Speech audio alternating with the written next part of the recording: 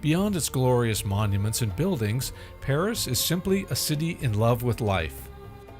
Paris's original neighborhood, the Cité, is well worth exploring. While the church has stood here since ancient times, this iconic Gothic cathedral we see today, dedicated to Notre Dame or Our Lady, is only 700 years old. The Cathedral of Notre Dame is the epicenter of the Catholic faith here in Paris.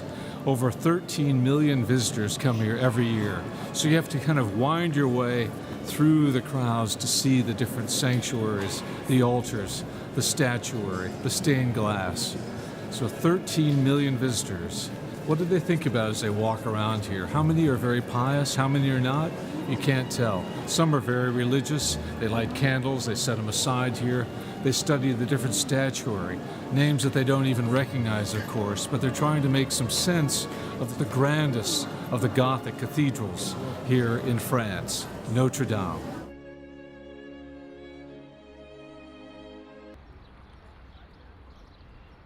Leaving the Notre Dame, let's continue our exploration of the central islands of Paris, in the middle of the River Seine. On some bridges, lovers have bolted locks that signify their eternal love to each other. This is a relatively new phenomenon, but there are now tens of thousands of these locks of love, let's call them, bolted all over the city.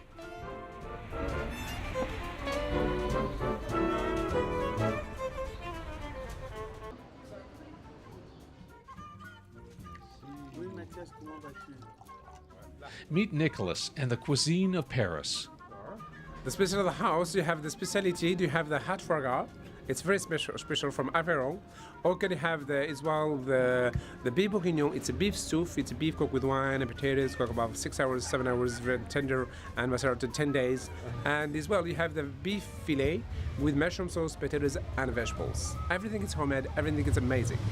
Okay. Thank you very much, my friend. Okay. This is Turin artisanal. It's made by here at home. Right, homemade. He's suggesting a veal dish with potatoes.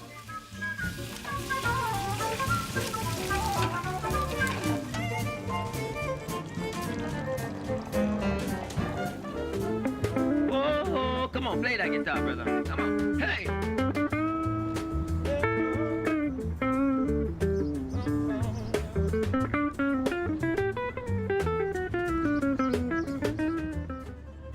This is the pedestrian bridge to St. Louis Island, right in the middle of Paris. This is one of the most desirable places to live, and rents are very high. There are only a couple of cross streets on the island with shops tempting you off your diet. Pastries, sweets, and quiche of all variety.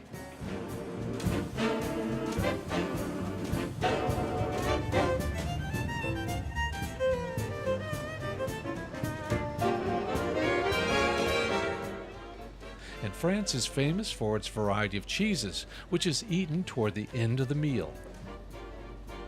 Because refrigerators and freezers are very small, most people buy their fish, meat, and dairy products on an almost daily basis. And this is a good idea, since the food is always healthier and fresher this way.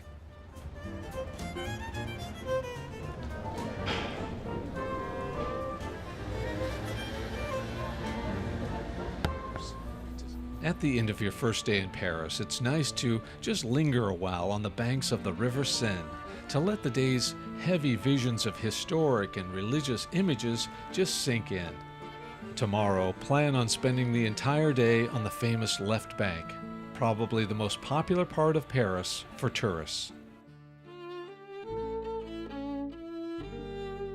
Let's begin the day here at the Great Fountain in Saint-Michel. The fountain in Place Saint-Michel has become the meeting place for young people from all around the world. The Latin Quarter and the Saint-Germain area. The Latin Quarter, part of the left bank, is the desired destination of many a dilettante from around the world. Paris is, of course, synonymous with sidewalk cafe life. People watching is the great spectator sport here, and it's more intense here than probably any other city in the world.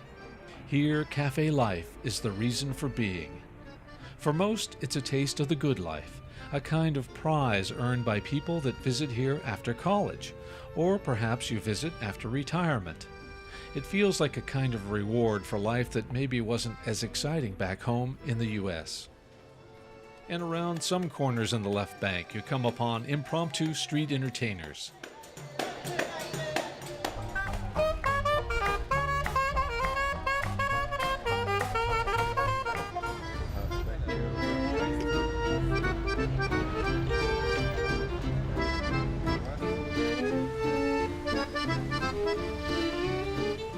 One of my favorite narrow left bank streets is Rue Mouffetard.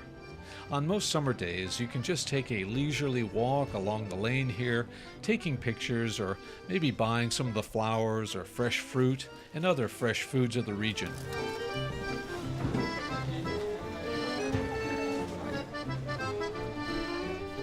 It's a good people-watching place too, and not just for fellow tourists. You can see actual Parisians going about their daily lives.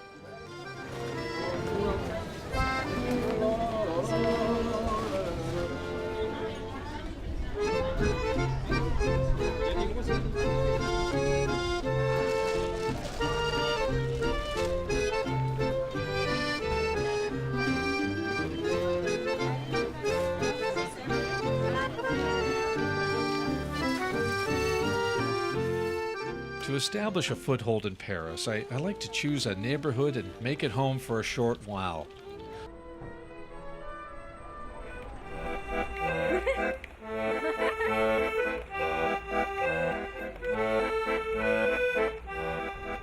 Also on the left bank is the Luxembourg Gardens, probably the most popular green space in Paris. The park was originally owned by the Duke of Luxembourg, hence the name. The domain was purchased in 1612 by Marie de Medici, mother of Louis XIII. The gardens of Luxembourg surround the palace. The Luxembourg Gardens features one of my favorite fountains in all of Europe, and that is the famous Fountain de Medicis, a romantic Baroque fountain designed in 1624. It's located at the end of a small pond at the northeast side of the Luxembourg Park. The fountain is flanked by allegorical figures depicting the rivers Seine and Rhône.